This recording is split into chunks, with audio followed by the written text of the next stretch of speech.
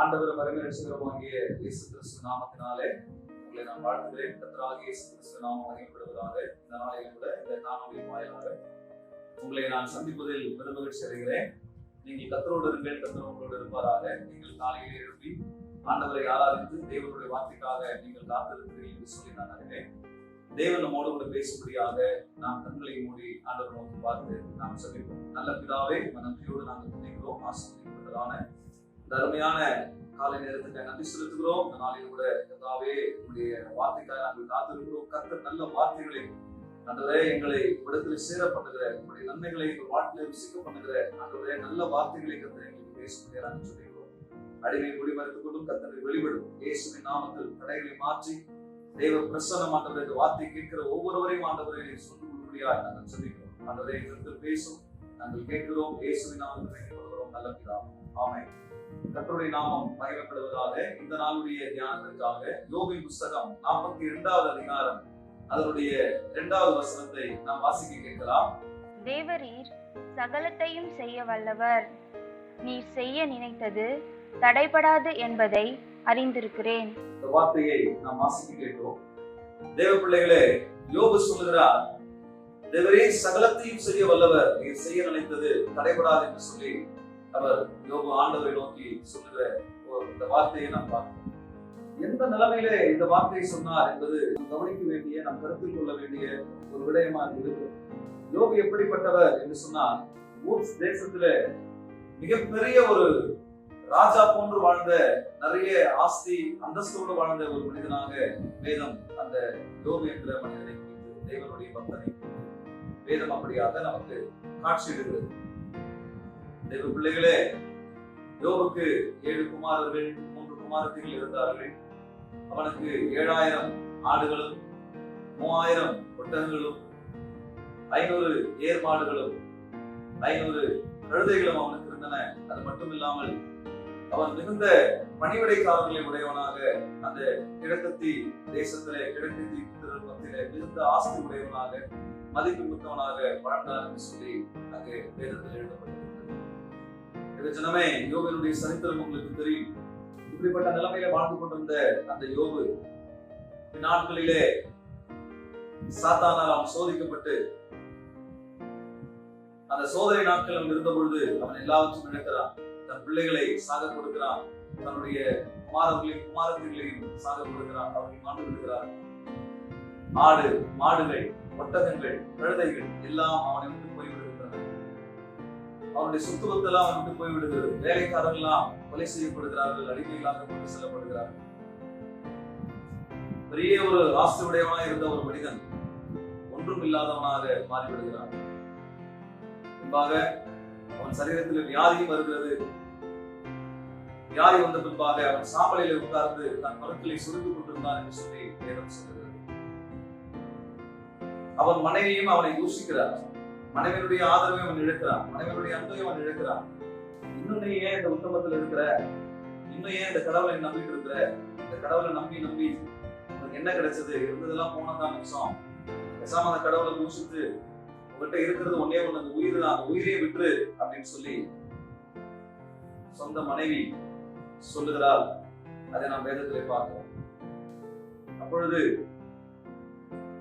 யோபு தன்னை விட்டு எல்லாம் போய்விட்டது என்பதை யோபு அறிந்து மிகுந்த ஒரு உபத்திரம் உள்ளவனா, மிகுந்த ஒரு மன வேதனை உள்ளவனா, அந்த உபத்திரவத்தில அவன் வேதனைப்பட்டவன், அந்த சோதனையில, அந்த காண முடியாத சோதனையில அவன் நின்று கொண்டு தன் பிறந்த நாளை அவன் சபிக்கிறதை நாம் பார்க்கிறோம்.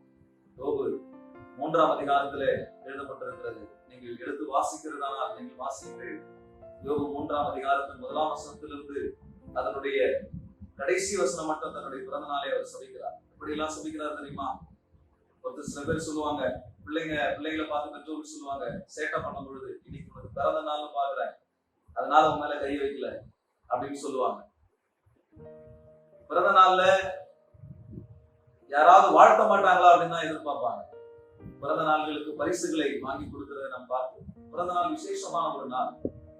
யாரும் பிறந்த நாளுக்கு போன் பண்ணி ஒரு வாழ்த்துதல் சொல்லணும்னா மனசு ஒரு மாதிரி கஷ்டமா இருக்கும். சரி, நம்ம பிறந்த நாளை யாருமே ஒரு வாழ்த்து கூட சொல்லலையே, நமக்கு நம்ம மனைவி கூட நமக்கு சொல்லலையே, நம்ம கணவன் கூட நமக்கு சொல்லலையே, நம்ம பிள்ளைங்க கூட சொல்லலையே, நம்ம பெற்றோர் கூட நமக்கு சொல்லலையே, நம்முடைய உயிர் நண்பர் நமக்கு பிறந்த நாளை குறித்து நமக்கு ஒரு வாழ்த்துக்கள் கூட சொல்லவில்லை என்று சொல்லி நாம் கஷ்டப்படுவோம். ஆனா தான் பிறந்த நாளை தானே சபிக்கிற நிலைமையில யோபு வந்திருக்கிறார். யோபுடைய புத்தகம் 3ஆம் அதிகாரம் 3வது வசனத்துல அந்த பிறந்த நாள் அழிவதாக என்று சொல்லி அவர் சொல்லுகிறார். அடுத்தபடியாக அந்த நாள் அந்தகாரப்படுவதாக 3ஆம் அதிகாரம் 4ஆம் வசனத்துல அவர் சொல்றார். நான் பிறந்த நாள் அழிக்கப்படுவதாக, நான் பிறந்த நாள் அந்தகாரப்படுவதாக என்று சொல்லி சொல்லுகிறார். அடுத்தபடியாக அவர் சொல்லுகிறார், 3வது விடைக்கு சொல்றார், தேவன் அந்த நாளை விசாரியாமல் இருப்பதாக, அந்த நாள் குறைப்பட்டு போவதாக என்று சொல்லி அவர் சொல்லுகிறார். தன் பிறந்த நாளை குறித்து சொல்லுகிறார், அந்த நாள் மகிழ்ச்சி என்று ஒன்றே அந்த நாளிலே இல்லாமல் போவதாக, சூரிய ஒளிக்கதிர், சூரியனுடைய வெளிச்சம் அந்த நாளின் மேல் வராமல் இருப்பதாக என்று சொல்லி அவர் சொல்லுகிறார். அவ்வளவு வேதனைப்படுகிறார். இன்னொன்றும் சொல்லுகிறார், அந்த நாள் வருடத்தினுடைய நாட்களுடைய தொகையிலும் மாதத்தினுடைய நாட்களுடைய தொகையிலும் அந்த நாள் எண்ணப்படாமல் போவதாக. அப்படி ஒரு நான் பிறந்த நாள், அப்படி ஒரு நாள் இந்த உலகத்தில் இருக்குதுன்றதே எல்லாரும் மறந்து விடுவார்களாக, அந்த நாளே இல்லாமல் போவதாக என்று சொல்லி அவர் சொல்லுகிறார். பிறந்த நாளை, நான் பிறந்த நாளை தானே சமைக்கிற ஒரு நிலைமையில இந்த உபத்திரம். இவ்வாறு என்னுடைய தாயினுடைய வயிற்றுல நான் கருவா இருக்கும் பொழுது அந்த கருவு கலைஞ்சிருக்கலாமே, இல்ல நான் பிறந்து என் தாயின் மடியில நான் கிடக்கும் போது நான் மறைந்து இருக்கலாமே. அவர் சொல்றாரு, நான் பிறந்த பொழுது என்னுடைய தாயின் மார்பிலே பால் சுரக்காமல், பால் இல்லாமல் நான் இறந்து போயிருக்கலாமே என்று சொல்லலாம் அவர் புலம்புகிறார். நான் மறித்திருந்தால் நலமா இருந்திருக்கும், நான் அஞ்சினது எனக்கு நேரிட்டது என்று சொல்லி அவர் சொல்லுகிறார். கடைசியா அவர் சொல்லி முடிக்கிறார் அவருடைய வாழ்க்கை குறித்து. அவர் எப்படி சொல்றாருன்னா, அவர் சொல்றாரு, நிம்மதி எனக்கு இல்ல, என் வாழ்க்கையில சஞ்சலம் இருக்கு, தவிப்பு இருக்கு, எனக்கு சுகம் இல்லை, எனக்கு ஆறுதல் இல்லை, எனக்கு ஆரோக்கியம் இல்லை, எனக்கு அங்கலாய்ப்பும் வேதனையும் தான் என் வாழ்க்கையில் இருக்கிறது என்று சொல்லி அங்கே யோபு சொல்லுகிறதை நாம் பார்க்கிறோம்.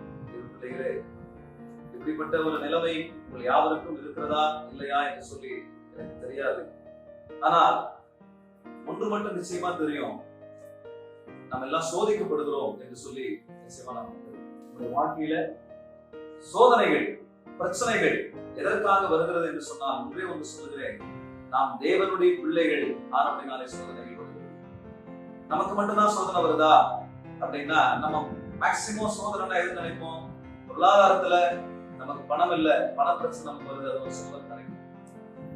இல்ல வியாதி, அது ஒரு சோதனை நினைப்போம். இப்படி பல நம்ம குடும்பத்தில் இருக்கிற குறைகள், நம்ம குடும்பத்தில் இருக்கிற பிரச்சனைகள், நம்முடைய வாழ்க்கையில் ஏற்படுகிற பிரச்சனைகளை நாம் சோதனைகளாக எண்ணுகிறோம். கொஞ்சம் சற்று யோசித்து பாருங்கள், அது நமக்கு மட்டும்தான் இருக்கிறதா அல்லது மற்றவர்களுக்கும் இருக்கிறதா என்று சொல்லி நீங்கள் சற்று யோசித்து நின்று நீங்கள் நிதானித்து யோசித்து பார்த்தா, நம்மை விட கஷ்டப்படுறவங்க நிறைய பேர் இருக்காங்க.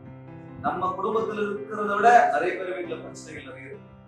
நம்முடைய வாழ்க்கையில இருக்கிற போராட்டம் பிரச்சனையை விட மற்றவர்களுடைய வாழ்க்கையில அதிக போராட்டம், அதிக பிரச்சனைகள் இருக்குது. அதை நாம் பார்க்கும் பொழுது, அப்பா இப்படி எல்லாம் நமக்கு இல்லையே, நம்ம ஓரளவுக்காவது நன்றாக இருக்கிறோமே என்று சொல்லி நம்மை நாமே திருப்திப்படுத்திக் கொள்ளத்தக்கதாக நம்முடைய வாழ்க்கையில இப்படிப்பட்ட சம்பவங்கள் நடந்து கொண்டிருக்கிறது. ஆனால் தெய்வ பிள்ளைகளை உங்களுக்கு நான் சொல்லிக் கொடுக்கிறேன், நீங்கள் குறைவாக சோதிக்கப்படுகிறீர்களோ அல்லது மிகுந்த உபத்திரவத்தில் இருக்கிறீர்களோ எனக்கு தெரியாது. ஆனால் உங்களிடத்தில் தேவனுடைய வார்த்தையை நான் பேசிக் கொண்டிருக்கிறேன். அது என்னவென்று சொன்னால், தேவனுடைய பிள்ளைகளால் நீங்கள் இருக்கிறபடினாலே மற்றவர்களை போல நமக்கும் கஷ்டங்கள் வருகிறது, மற்றவர்களை போல நமக்கும் குறைவுகள் வருகிறது, மற்றவர்களை போல நமக்கும் பிரச்சனைகள் வருகிறது. ஆனால் அந்த பிரச்சனைகள் அவர்களை ஒன்றுமில்ல, மற்றவர்களை ஒன்றுமில்லாமல் செய்து விடுகிறது, மற்றவர்களை வாரிக்கொண்டு போகிறது. அந்த வியாதி மற்றவர்களை வாரிக்கொண்டு போகிறது, அந்த சோதனை அவர்களை ஒன்றுமில்லாமல் செய்து விடுகிறது. ஆனால் நமக்கோ நம்முடைய தேவனாகி கர்த்தர் வியாதியை ஜெயிக்க கர்த்தர் பலம் தருகிறார், சோதனையை ஜெயிக்க கர்த்தர் பலம் தருகிறார். அதுதான் கிறிஸ்தவ நம்பிக்கை, அதுதான் கிறிஸ்தவ நம்பிக்கை. பாடுகள், பிரச்சனைகள், சோதனைகள் வரும் பொழுது எனக்கு மட்டும்தான் இப்படிப்பட்ட பிரச்சனை, எனக்கு மட்டும்தான் இப்படிப்பட்ட போராட்டம், என்னைக்கு இதுல இருந்து வெளியே வர போறேன்னு சொல்லி நீங்க யோசிக்க கூடாது. ஒன்று நான் சொல்லிக் கொடுக்கிற தெய்வ பிள்ளைகளே, மற்றவர்களுக்கு இப்படியும் எனக்கு தெரியாது, ஐயோ அவனுக்கு வந்த வியாதி எனக்கு வந்துருச்சு, இல்ல அவங்களுக்கு அவங்களை விட மோசமான பிரச்சனை எனக்கு வந்துருச்சு, அந்த வீட்டுல நடந்த மாதிரி எங்க வீட்லயும் நடக்குது அப்படின்னு சொல்லி நீங்க கவலைப்பட வேண்டாம். நான் உங்களுக்கு சொல்லுகிறேன், இயேசுவின் நாமம் உங்களுக்கு இருக்கிறபடினாலே ஒரு பாடல் எனக்கு ஞாபகம் வருகிறது, இஸ்ரவேலின் ஜனமே என்றும் இடரிட வேண்டாம், யெகோவாவும் தேவனானா ஏதும் பயம் வேண்டாம் என்ற பாடல் எனக்கு ரொம்ப பிடிச்சமான ஒரு பாடல். இஸ்ரவேலின் ஜனமே என்றும் இடறிட வேண்டாம். யெகோவாவும் தெய்வமானார் ஏதும் பயம் வேண்டாம். யெகோவாவும் தெய்வமானார் ஏதும் பயம் வேண்டாம். இந்த பாடலுடைய கருத்து என்ன சொல்றீங்களா? இயேசு உன் தெய்வம் என்று சொன்னார், உனக்கு எந்த பயமும் வேண்டாம். ஆபிரகாமை காப்பாற்றினார், உன்னையும் காப்பாற்றினார். ஈசாக்கை பஞ்ச காலத்திலே 100 மடங்கு ஆசீர்வாதமாய் வைத்தவர், உன்னையும் ஆண்டவர் ஆசீர்வாதம்.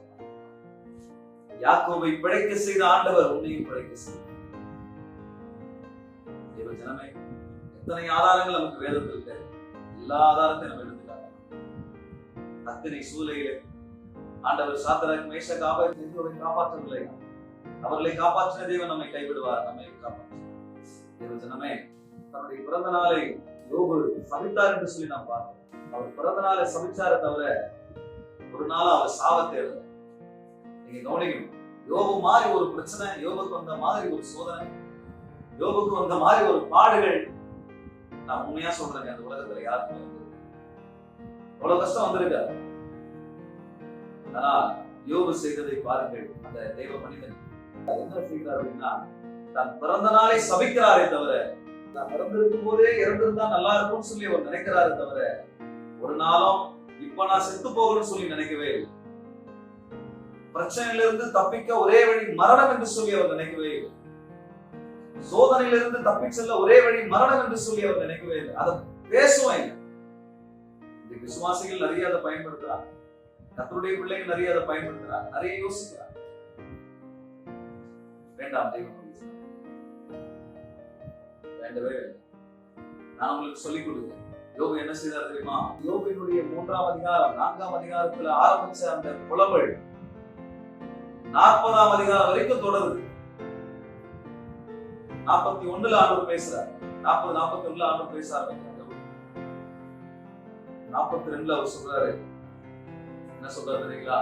தேவரே சகலத்தையும் செய்ய வல்லவர், நீர் செய்ய நினைத்தது தடைபடாது. நீர் சகலத்தையும் மாற்ற வல்லவர், நீர் செய்ய நினைத்தது தடைபடாது. சாவை தேடவில்லை, சாவை விட மேன்மையானது வாழ்ந்து காட்டுவது. அவர் வாழவே ஆசைப்பட்டார். வாழ ஆசைப்பட்டதுனால அவர் ஆண்டவரை தேடினார். நான் ஒண்ணு சொல்றேன் உங்களுக்கு, நீங்க எதை தேடுறீங்களோ அது உங்களுக்கு நிச்சயமா கிடைக்கும். பிரச்சனையின் மத்தியில நீங்க சாவை தேடினால் சாவை நிச்சயமா கிடைக்கும். பிரச்சனை நேரத்துல, போராட்ட நேரத்துல நீங்க சாவை தேடாம நீங்க வாழ்வை தேடினீங்கன்னா நிச்சயமா உங்களுக்கு வாழ்வு கிடைக்கும். அந்த வாழ்வு தருகிற வல்லலாகிய ஆண்டவராக இயேசு கிறிஸ்துவை நீங்க அந்த நேரத்தில் நினைவு கூறணும். யோபு தான் செய்தார். தேவரே சகலத்தையும் செய்ய வல்லவர், அவர் செய்ய நினைத்தது தடைபடாது, நீ செய்ய நினைத்தது தடைபடாது என்று சொல்லி அவர் சொல்றாரு. அதுதான் நான் முக்கியமான அந்த யோபுடைய புத்தகத்துல நான் பார்த்து ஆச்சரியப்பட்ட விஷயம். நான் தன்னுடைய பிறந்த நாளை இவர் சபிச்ச மாதிரி யாருமே சபிக்கல. அவ்வளவு சபிக்கிறார். நான் ஏன் பிறந்த அந்த பூமியில, என் தாயினுடைய வயிற்றிலே அந்த கருவில்லை நான் கலந்து போயிருக்கலாமே. அவர் சொல்றாரு, என் தாயின் மடியிலே நான் படுத்துக் கொண்டு நான் பால் உண்ணுவதற்கு என் தாய் மார்பிலே பால் இருந்தது. ஏன் என் தாய் மார்பில பால் இருந்திருக்கணும்? அந்த பால் இல்லாமல் இருந்தா நான் அன்னைக்கே செத்து போயிருப்பேன். எனக்கு தேவையா இப்படிப்பட்ட ஒரு வாழ்க்கை? தேவையா இப்படிப்பட்ட ஒரு ஒரு உபத்திரம் எனக்கு தேவையா? வேதம் அவர் யோபை குறித்து அடையாளப்படுத்துகிறது. உத்தமனம், தேவனுக்கு பயந்தவனமா அவன் இருந்தான் என்று சொல்லி வேதம் சொல்லுகிறது. அவர் கடைசியில சொல்றார், நான் இவ்வளவு கடவுளுக்கு பயந்திருந்து கூட எனக்கு என்ன பிரயோஜனம்? நான் உத்தமனா இருந்து என்ன பிரயோஜனம்? நான் பாவத்தை செய்யாமல் பாவத்தை விட்டு விலகி எப்படியெல்லாம் முடியுமோ அப்படியெல்லாம் நான் கர்த்தரை பிரியப்படுத்துவதனால எனக்கு என்ன பிரயோஜனம் என்று சொல்லி அவர் நினைத்தாரே தவிர, ஒரு நாளும் அவர் தோல்வியை ஒப்புக்கொள்ளவில்லை, ஒரு நாளும் அவர் சாவை தேடவில்லை. பிறந்த நாளை சந்தித்தார். நான் உங்களுக்கு சொல்லிக் கொடுக்கிறேன். அப்படிப்பட்ட ஒரு மோசமான காலகட்டத்தையும் மோசமான உபத்திரவத்தையும் வாழ்வை தருகிற வல்லலாகிய இயேசுவை அவர் தேடினார். எல்லாவற்றையும் மாற்றக்கூடிய, எல்லாவற்றையும் செய்யக்கூடிய சர்வ வல்லமையுள்ள ஆண்டவரை அவர் தேடினார். நான் மறுபடியும் உங்களுக்கு சொல்றேன், நீங்க எதை தேடுறீங்களோ அது உங்களுக்கு நிச்சயமா நிச்சயமா அது உங்களுக்கு கிடைக்கும். சாவை தேடுறீங்களா? சாவு கிடைக்கும். இல்ல வாழ்வு தேடுறீங்களா? வாழ்வு கிடைக்கும். சாவை நீங்க தேடினீங்கன்னா ரொம்ப ஈஸியா கிடைச்சிடும் சாவு. அதுக்கு யாரும் உங்களுக்கு உதவி செய்யணும்னு அவசியம் இல்லை, நீங்களா போலாம். ஆனா வாழ்வு தேடினீங்கன்னா யோபு சொன்ன மாதிரி நீங்க சொல்லுங்க, எல்லா பிரச்சனை நேரத்திலும் உபத்திரவத்து நேரத்தில் கரங்களை உயர்த்தி சொல்லலாம், கர்த்தாவே இயேசுவே, நீ சகலத்தையும் செய்ய வல்லவர், நீ செய்யறதுக்கு தடைபடாத. பிரச்சனை மத்தியிலே சொல்லுங்க, சோதனை மத்தியிலே சொல்லுங்க, போராட்டத்தின் மத்தியிலே சொல்லுங்க, தேவைகள் மத்தியிலே சொல்லுங்க.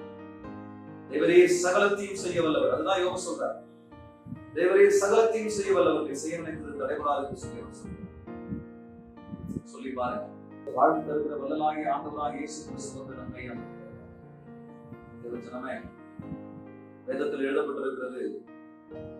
உபாகமத்தின் புத்தகம் 10ஆம் அதிகாரம் 17ஆவது வசனத்துல இப்படியா எழுதப்பட்டிருக்கிறது, உங்கள் தேவனாகிய கர்த்தர் தேவாதி தேவனும் கர்த்தாதி கர்த்தரும் மகத்துவமும் வல்லமையும் பயங்கரமான தேவனுமாயிருக்கிறார். அவர் பட்சபாதம் பண்ணுகிறவரும் அல்ல, பரிதானம் வாங்குகிறவரும் அல்ல. அவர் திக்கற்ற பிள்ளைக்கும் விதவைக்கும் நியாயம் செய்கிறவரும் அந்நியன் மேல் அன்பு வைத்து அவனுக்கு அன்னவஸ்திரம் கொடுக்கிறவருமாயிருக்கிறார். புத்தகம் 10ஆம் அதிகாரம் 17ஆவது வசனத்துல சொல்லப்பட்டிருக்கிறது, உன் தேவனாகிய கர்த்தர் அவர் எப்படிப்பட்டவர்? தேவாதி தேவன், கர்த்தாதி கர்த்தர், மகத்துவமும் வல்லமையும் பயங்கரமான தேவனாயிருக்கிறார் என்று சொல்லி அங்கு சொல்லப்பட்டிருக்கிறது. இது யாருக்கு சொல்லப்பட்ட வார்த்தை என்று சொன்னால், இஸ்ரவேல் ஜனங்களுக்கு மோசே சொல்லுகிற ஒரு வார்த்தை. ஜனமே, நீங்கள் கானான் தேசத்துக்கு போகிறீர்கள். அந்த தேசத்தில் நீங்கள் குடியிருக்கும் பொழுது அங்க ஏற்கனவே குடியிருக்கிற மக்களுடைய அவர்களுடைய தெய்வங்களின் ஆராதனை நீங்க பார்ப்பீங்க, அந்த தெய்வ நம்பிக்கையை பார்ப்பீங்க, அந்த தெய்வங்களை நீங்க பார்ப்பீங்க. அந்த தெய்வத்தை போல உங்களுடைய தெய்வமும் ஒரு தெய்வம் என்று சொல்லி நினைத்து விடாதீர்கள். அவர் தேவாதி தேவனும் தேவர்களுக்கெல்லாம் மகாராஜனும் வல்லமையும் பராக்கிரமும் மகிமை நிறைந்த தேவனா இருக்கிறார். நீ ஆராதிக்கிற தேவனாகிய கர்த்தர் அவர்களை போல உன்னுடைய தெய்வமும் ஒரு தெய்வம் என்று சொல்லி நினைப்பதற்கு சாத்திய பொருளே இல்லை. அவர் பயங்கரமான தெய்வம் என்று சொல்லி சொல்லப்பட்டார். யோபு இதை அறிந்திருந்தபடினால்தான் அவர் சொல்லுகிறார், என் தேவனாகிய கர்த்தாவே, நீ சகலத்தையும் மாற்ற வல்லவர். எனக்கு இருந்ததெல்லாம் இல்லாமல் போய்விட்டது. என்னிடத்தில் இருப்பது உயிர் மாத்திரம் தான், வேறொன்றும் இல்லை. மதிப்பை இழந்த, மரியாதை இழந்த, நிம்மதி இழந்த, ஆரோக்கியத்தை இழந்த, தூக்கத்தை இழந்த, சொத்தை இழந்த, சுகத்தை இழந்த, பிள்ளைகளை இழந்த, எல்லாவற்றையும் நான் இழந்து விட்டேன். இழப்பதற்கு ஒன்றுமில்லை, கர்த்தாவை உயிர் வச்சுதான். ஆனாலும் இந்த நிலையிலிருந்து நான் சொல்லுகிறேன், தேவாதி தேவனும் தேவர்களுக்கெல்லாம் மகாராஜனும் வல்லமையும் பராக்கிரமும் உள்ளவரும் சகலத்தையும் செய்ய வல்லவரும் சகலத்தையும் மாற்ற வல்லவருமாய் கர்த்தர் இருக்கிறீர் என்று சொல்லி இப்பொழுது நான் அறிக்கப்படுகிறேன் என்று சொல்லி அவர் அறிக்கை பண்ணினார். இதுதான் விசுவாசத்தின் உச்சம், இதுதான் விசுவாசத்தின் மேன்மை. இந்த வார்த்தைக்கு பின்பாக தான் கர்த்தர் இறங்கி கர்த்தர் யோபை ஆசீர்வதிக்கிறார். யோபு முன்னிருந்து எல்லாவற்றையும் பார்க்கலாம் அவன் ஆசீர்வாதமா இருந்தான். அவன் இந்த வார்த்தைக்கு பின்பாக 120 வருடம் அவன் வாழ்ந்தான். பிள்ளைகளை பெற்றெடுத்தான், மகள்களை பெற்றெடுத்தான். அவன் ஆஸ்தி, சொத்து, பத்து எல்லாவற்றையும் ஆண்டவர் 2 மடங்காய் திருப்பி தந்தார். அவன் வாழ்வாங்கு வாழ்ந்து நிறை வயது உள்ளவனாக அவன் மரித்தான் என்று சொல்லி வேதம் சொல்லுகிறது. நீங்கள் என்ன சொல்ல போகிறீர்கள்? உங்கள் ஆண்டவரை நீங்கள் எப்படி அறிந்து வைத்திருக்கிறீர்கள்? எல்லா தெய்வங்களைப் போல இயேசு ஒரு தெய்வம் என்று சொல்லி நீங்கள் நினைத்துக் கொண்டிருக்கிறீர்கள்? இல்லவே இல்லை. உங்கள் தேவனாகிய கர்த்தருடைய வல்லமை குறித்து நீங்கள் சரியாய் புரிந்து கொள்ள வேண்டும். எல்லா தெய்வங்களைப் போல இயேசு ஒரு தெய்வம் அப்படி நினைக்காதீங்க. அதுதான் அங்க சொல்றாரு. மோசே ஜனங்களுக்கு சொல்றாரு, நீ போய் சேர வேண்டிய தேசம், அந்த தேசத்தில் இருக்கிற அந்த தெய்வ வழிபாடுகளை, அந்த ஆராதனை ஒழுங்குகளை நீ பார்ப்பா. அப்போ நீயும் கடவுளுக்கு ஆராதனை செய்வ. அப்போ அவங்களும் ஆராதனை செய்யறாங்க, நீயும் ஆராதனை செய்யற அப்படின்னு நினைச்சதாரு. இல்லப்பா, அவங்களுடைய ஆராதனை வேற, உன்னுடைய ஆராதனை வேற. அவர்களுடைய நம்பிக்கை வேற, உன்னுடைய நம்பிக்கை வேற. ஏனென்றால் அவர்களுடைய தெய்வத்தை விட உன் தெய்வம் பெரியவராய் இருக்கிறார். அவர் வானத்தையும் பூமியையும் படைத்தவர், ஆக்கவும் அழிக்கவும் வல்லவர், சர்வ வல்லமையுள்ள தேவன் அவர். அவரை போல ஒரு தெய்வம். அதனால நீ வித்தியாசமான ஆள், நீ வித்தியாசமான தெய்வத்தை வணங்குகிறார். அவர் சகலத்தையும் செய்ய வல்லவர், சகலத்தையும் மாற்ற வல்லவர். அதனால ஆண்டவர் யோவான் சுவிசேஷ புத்தகத்துல சொல்லி இருக்கிறார், என்னால என்று உங்களால் ஒன்றும் செய்ய முடியாது, நான் இல்லாம உங்களால் ஒன்றும் செய்ய முடியாது என்றார் ஆண்டவர். அதை முதல்ல புரிஞ்சுங்க. கர்த்தரை விட்டு விலகி நின்று வாழ்ந்து கொண்டிருக்கிறீர்களா? உங்களுக்கு நான் அறைகோள், உங்களுக்கு ஒரு அழைப்பை நான் விடுகிறேன். கர்த்தரை விட்டு உங்களால் ஒன்றும் செய்ய முடியாது. ஒரே ஒரு காரியத்தை செய்ய முடியாது. அப்படி நீங்க செய்யறதா இருந்தாலும் அது ஃபெயிலியரா இருக்கும், அது தோல்வியா இருக்கும், அதுல குறை இருக்கும். ஆண்டவர் உங்களோடு கூட இருக்கு. ஆண்டவரோடு இணங்கி செய்து பாருங்கள். கர்த்தருடைய தயவை, கர்த்தருடைய ஒத்தாசையை, கர்த்தருடைய கிருபையை பெற்று நீங்கள் எந்த ஒரு காரியத்தை செய்து பாருங்கள். அது நிறைவு இருக்கும், பரிபூரணம் இருக்கும், மகிழ்ச்சி இருக்கும், ஆரோக்கியம் இருக்கும், சமாதானம், சந்தோஷம், ஆசீர்வாதம் அனைத்தும் அதில் நிறைந்திருக்கும். தெய்வீக பிரசனம் நிறைந்திருக்கும். தேவனுடைய நாமம் மகிமைப்படும். தேவனாகிய கர்த்தர் வல்லவர், பராக்கிரமம் உள்ளவராய் இருக்கிறார். இல்லைங்க, எல்லா தெய்வத்தை போல இயேசு வருது. அதான் யோபு அதை பிரகடனப்படுத்துறார். இவரே சகலத்தையும் செய்வதற்கு தடைபடாது. அதே போல பிரகடனப்படுத்த வேண்டும் என்று சொல்லி ஆண்டவர் எந்த நேரத்தில் படிக்கிறார், எந்த நேரத்தில் அவருடைய நாமத்தை பிரகடனப்படுத்துவார். பிலிப்பியர் எழுதின நிருபம் 4வது அதிகாரம் 6வது வசனத்துல இப்படியா சொல்லப்பட்டிருக்கிறது. நாம் வாசிப்போம். நீங்கள் ஒன்றுக்கும் கவலைப்படாமல் எல்லாவற்றையும் குறித்து உங்கள் விண்ணப்பங்களையும் ஸ்தோத்திரத்தோடு கூடிய ஜெபத்தினாலும் வேண்டுதலினாலும் தேவனுக்கு தெரியப்படுத்துங்கள். அப்பொழுது எல்லா புத்திக்கும் மேலான தேவ சமாதானம் உங்கள் இருதயங்களையும் உங்கள் சிந்தனைகளையும் கிறிஸ்து இயேசுவுக்குள்ளாக காத்துக்கொள்ளும். நீங்கள் செய்ய வேண்டியதெல்லாம் தேவ பிள்ளைகளே, பெரிய ஒரு விசுவாசம். அந்த விசுவாசம் எப்படி இருக்குமோ, எனக்கு விசுவாசம் குறைவா இருந்தா நிறைவா இருந்தா எனக்கு தெரியலையே. விசுவாசம் வேணும்னு சொல்றாங்களே, நான் ஆண்டவரை விசுவாசிக்கிறேன் தான், ஆனா பலன் தருகிற விசுவாசம் எப்படின்னு எனக்கு தெரியலையே அப்படின்னு சொல்ல நீங்க கவலைப்பட வேண்டாம். நீங்கள் ஒன்றுக்கும் கவலைப்படாமல், அவ்வளவுதான், எதை பத்தியும் கவலைப்படாம, மரணமே நேரிடுகிறதா இருந்தால், மோசமே வருகிற சூழ்நிலையா இருந்தால், அவமானமும் நிந்தையும் உங்களை காப்பிக் கொள்ளுகிற வேலையா இருந்தால், சிங்கத்தை போல விழுந்த சத்துரு உங்களை எதிர்நோக்கி காத்துக் கொண்டிருந்தால், நீங்கள் ஒன்றுக்கும் கவலைப்படாமல் நான் உங்களுக்கு சொல்கிறேன், எல்லாவற்றையும் உங்களுக்கு வேண்டுதனாலும் ஸ்தோத்திரத்தினாலும் தேவனுக்கு தெரியும். தேவரே சகலத்தையும் செய்ய வல்லவர், நீர் சகலத்தையும் மாற்ற வல்லவர், நீர் செய்ய நினைத்து தடைபடாது என்று சொல்லி நீங்கள் சொல்லி பாருங்கள். அப்பொழுது எல்லா புத்திக்கும் மேலான தேவ சமாதானம் உங்கள் இருதயங்களை வந்து ஆளும். அதுதான் அந்த தேவ சமாதானம் ஆளும் போதுதான் நமக்கு பதில் என்ன தெரியுமா? கவலைப்படாத, எல்லாத்தையும் நான் பாத்துக்கிறேன். ஆமென், அல்லேலூயா. கர்த்தருடைய பரிசுத்த நாமம் மகிமைப்படுவதாக. என்னுடைய ஜெபத்துல நான் உட்கார்ந்து நான் ஜெபிக்கும் பொழுது தேவன் ஒரு சமாதானத்தை இருதயத்திலே கட்டளை கொடுப்பார். நான் உடனே நினைப்பேன், என்னுடைய ஜெபத்துக்கான பதில் வந்து விட்டது. நான் எப்பொழுது ஜெபத்தை முடித்து விட்டு வெளியே வருகிறேனோ அப்பொழுது அந்த ஜெபத்தை முடிக்கிற தருவாயிலே ஆண்டவர் இருதயத்தில் ஒரு சமாதானத்தை கொடுப்பார். அந்த சமாதானம் தான் என் ஜெபத்துக்கான பதில். நான் ஊழியத்துக்கு வர்றதுக்கு காரணம் என்ன தெரியுங்களா? நான் மாசத்துல 3 நாள் உபவாசம் பண்ணி ஜெபிக்கிறது வழக்கம். என்னுடைய ஆவிக்குரிய நண்பர்களுக்கு தெரியும். அப்பொழுது ஒரு நாள் ஜெபிக்கிறேன், சமாதானம் இல்லை. ஒரு மாதத்துல 2007ஆம் வருடம் செப்டம்பர் மாதத்துல நான் ஜெபிக்கிறேன், சமாதானம் இல்லை. 3 நாள் உபவாசம் போட்டு மறுபடியும் 3 நாள் ஜெபிக்கிறேன், சமாதானம் இல்லை. மறுபடியும் 3 நாள் ஜெபிக்கும் பொழுதுதான் ஆண்டவர் இடத்துல பேசுகிறார், நீ ஊழியத்துக்கு வர வேண்டும். அப்பொழுது அவருடைய வார்த்தைக்கு நான் கீழ்ப்படுத்த பின்பாக தான் எல்லா புத்திக்கும் மேலான தேவ சமாதானம் ஆட்கொண்டது. கர்த்தரை மட்டும் ஊழியத்தில் ஆண்டவர் நடத்தி கொண்டிருக்கிறார். எவ்வளவோ போராட்டங்கள், பிரச்சனைகள் எவ்வளவோ நான் பார்த்துவிட்டேன். ஒன்றிலையும் கர்த்தர் என்னை கைவிடவே இல்லை. கர்த்தர் நடத்தி கொண்டு வருகிறார். தேவ ஜனமே, நீங்கள் ஜெபித்து பாருங்கள். உங்கள் தேவனாகிய கர்த்தர் எல்லா தெய்வத்தை போல இயேசு ஒரு தெய்வம் நினைச்சிடாதீங்க. உபாகமத்தின் புத்தகம் 10ஆம் அதிகாரம் 17ஆம் வசனத்தை ஞாபகத்தில் வச்சுங்க. 17, 18 ஞாபகத்தில் வச்சுங்க. யோபு புத்தகம் 42:2 ஞாபகத்தில் வச்சுங்க. வச்சுக்கிட்டு ஜெபிங்க. இவரே நீ சகலத்தையும் செய்ய வல்லவர், நீ சாதாரணமான கடவுள் இல்லை, நீ பயங்கரமான தெய்வனையா, தேவர்களுக்கெல்லாம் மகாராஜா. எங்கள் விசுவாசம் சாதாரண தெய்வங்களை நம்பி அல்ல, தேவர்களுக்கெல்லாம் மகாராஜனை, சர்வத்தையும் படைத்து ஆளுகிற சர்வ வல்லவரை நாங்கள் நம்பி இருக்கிறோம். ஏழையை ஐஸ்வர்யவானாய் மாற்றுகிற தெய்வம், ஐஸ்வர்யவானை தரித்திரமாய் மாற்றுகிற தெய்வம் எங்கள் தெய்வம். அவரை நாங்கள் நம்புகிறோம் என்று சொல்லி அந்த உறுதியான விசுவாசத்தோடு கூட நீங்கள் ஜெபம் பண்ணி பாருங்க. தேவ சமாதானம் இருதயத்தை நிரப்பிச்சுன்னா பதில் கிடைச்சதுன்னு நினைச்சுங்க. அவ்வளவுதான், கர்த்தர் உங்களை ஆசீர்வதிப்பார், உங்கள் வாழ்க்கை மேம்படும். இன்னும் ஒரு வசனத்தை உங்களுக்காக நான் வாசித்து முடிக்க ஆசைப்படுகிறேன். எரேமியாவின் புத்தகம் 29ஆவது அதிகாரம் அதனுடைய 11ஆவது வசனத்தை நாம் வாசிக்க கேட்போம். இந்த வசனத்தையே திருவிழியத்துல எப்படி எழுதப்பட்டிருக்கிறது என்று சொல்லி நாம் பார்க்கிறோம்.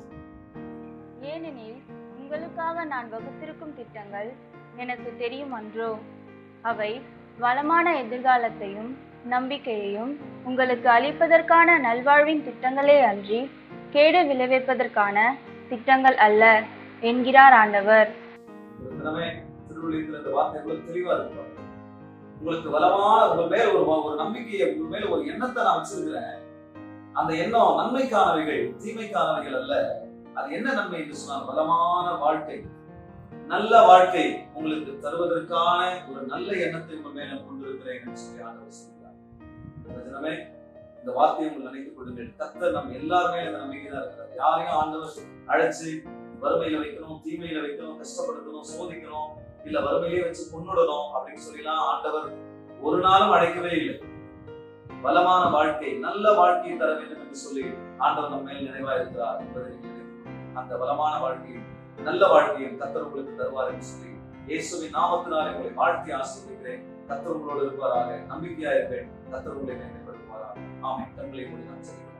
நல்ல பிதாவே, நன்றியோடு நாங்கள் துதிக்கிறோம். ஆசீர்வதிக்கப்பட்டதாக ஞானங்களை நன்றி. தேவரே சகலத்தையும் செய்ய வல்லவர், இது செய்யறதுக்கு தடைபடாது என்று சொல்லி எழுதப்பட்டிருக்கிறது. கர்த்தாவே, இந்த வாழ்க்கையில இந்த சத்தியத்தை கேட்டுக்கொண்டிருக்கிற, இந்த வார்த்தையை கேட்டுக்கொண்டிருக்கிற ஒவ்வொருடைய வாழ்க்கையிலும் ஆண்டவரே ஏற்றத்தாழ்வுகள், ஆண்டவரே தாறுமாறுகள் அநேகம் இருக்கலாம். விரும்ப தகாதவைகள் ஆண்டவரே அநேகம் இருக்கலாம். எதிர்பார்த்து நடக்காத காரியங்கள், சரிவுகள், சோர்வுகள் நிறைய இருக்கலாம்.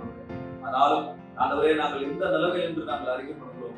எங்கள் தேவனாகிய கர்த்தர் சகலத்தையும் செய்ய வல்லவர், சகலத்தையும் மாற்ற வல்லவர். நீ செய்வதற்கு தடைபடாது. ஆண்டவரே, நீ எங்கள் மேல் ஒரு நினைவு கொண்டிருக்கிறேன். அது என்னவென்று சொன்னால் பலமான வாழ்க்கை, நல்ல வாழ்க்கை எங்களுக்கு தர வேண்டும் என்று சொல்கிற அந்த எண்ணத்தை கர்த்தர் கொண்டிருக்கிறேன். தீமைக்கானவைகள் அல்ல, நன்மைக்கு ஏதுவானவைகளை கர்த்தரை எங்கள் சிந்தித்து ஆண்டவரை நினைவில் வைத்துக் கொண்டிருக்கிறேன். நமக்கு நன்றி செலுத்துகிறோம். அந்த நன்மையும் நலமான வாழ்க்கையும் பலமான வாழ்க்கையும் ஆண்டவரே, அந்த சபை இந்த சத்தியத்தை கேட்கிற ஒவ்வொருவருக்கும், சபை மக்கள் யாவருக்கும் ஆண்டவரை வழங்கப்படியாக நாங்கள் சொல்லிக்கிறோம். இயேசுவின் நாமத்தில் வேண்டிக் கொள்கிறோம் நல்ல பிதாவே. ஆமென். God bless you.